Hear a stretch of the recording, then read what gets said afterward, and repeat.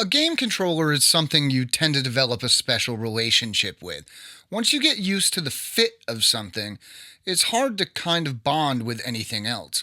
That is why the Mega Modz PS4 macro remap controller is so interesting. This is a DualShock 4, only it looks awesome, it has extra buttons, and it's even got superpowers. Interested yet? Mega Modz doesn't manufacture these controllers in the same way that a third-party controller manufacturer would. Instead, it takes Sony's official DualShock 4 controllers, makes various modifications to them, then resells them. Because of that, the box these come in is exactly the same as an official PlayStation 4 controller. You'll get a sturdy manual and a welcome one-sheet packed outside of the box, but that's it. Third-party controllers aren't known for being the nicest to hold or to look at, which is why it's awesome that this isn't a third-party controller. Everything you've come to know and love about Sony's iconic controller design is here, only it's snazzier with more functionality. If you hate the DualShock 4, you aren't going to love this. One of the most surprising aspects of the Mega Modz PS4 Macro Remap controller is how little it feels like a modded controller. The added buttons both look and feel like something added at the factory. Given that these controllers are done by a company, not an individual, I knew to expect some level of fit and finish, but I was still impressed with how well these are done. The new holes for the macro button and the 4 status LEDs look like they belong there, like they've always been there. If it weren't for the somewhat wild colors, I'd easily believe that this was some sort of Sony prototype. Companies like Sony, Nintendo, and Microsoft spend a lot of time and money developing their controllers.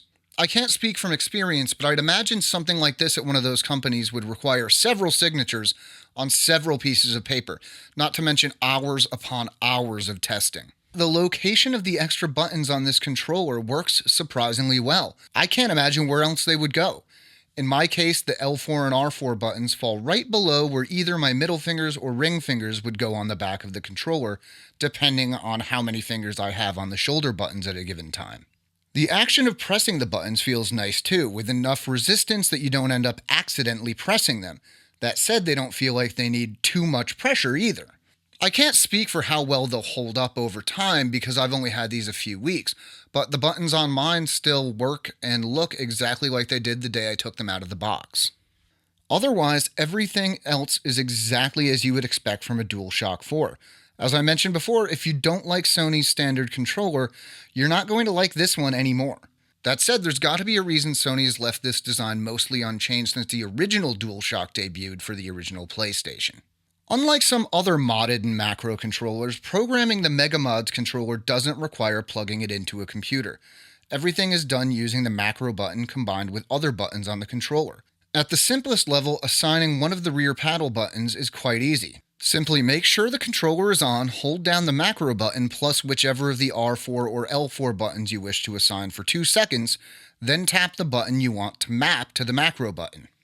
That's it, but effectively moving a button to a different spot on the controller can make a huge difference. For example, many first-person shooters have alternate control options that put melee attacks or jumping on the shoulder buttons for more movement options. In this case, you wouldn't need to swap control options in-game, just set it up on the controller. In my case, and it may seem simple, but one of the handiest things about this was letting me stop using thumbsticks. I just hate the way thumbsticks feel. So putting the L3 and R3 buttons on the new paddle buttons instead just made certain games play so much better. These also let you simulate multiple button presses by holding a button down, great for firing semi-automatic weapons more like their automatic counterparts in shooters. There are 5 different sub-modes on this controller, with the first being the simple remap I already talked about. The second is a turbo mode, the third is a double tap, the fourth a triple tap, and the fifth simulates holding a button down. Each one of these, except for the first, has variable timing. You control these by entering program mode with a combination of the macro button and the home button, then adjusting timing with the shoulder buttons. It takes a little getting used to, and there is a little trial and error involved, but after a short while you'll find programming the controller to be quite easy. Something you can't do with the Mega Modz is program multi-button macros to a single button. This means you can't take a complex string of inputs from a fighting game, for example, create a macro, then automatically bust out awesome complex moves with a single button press every time you feel like it. If you need that functionality, there are other controllers that might be able to handle that, but that doesn't seem to be the focus here. You might wonder if using the extra macro functionality is cheating or if Sony is going to ban you for using it. Now, I don't want to promise anything just in case, but I think you're pretty safe. Sony offers some of this functionality in its own add-on, and there are numerous licensed third-party controllers with turbo modes that work just like this.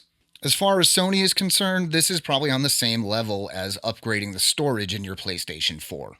Now, you're probably not going to find this controller useful for the same reasons I did, but that's the beauty of it. This controller is meant to help you play your games the way you want to play them. Yes, it's pricey compared to the standard controller or even the Xbox Elite controller, but it's also one of the only things like it available for the PlayStation 4. Add in all the personalization features, and it may not be a bargain, but that doesn't mean it's not money well spent. I know you, and I know you like your videos short and snappy. That is why we didn't put everything in this video that's in the article. If you want to read that extra stuff, head over to makeuseof.com to check out the article.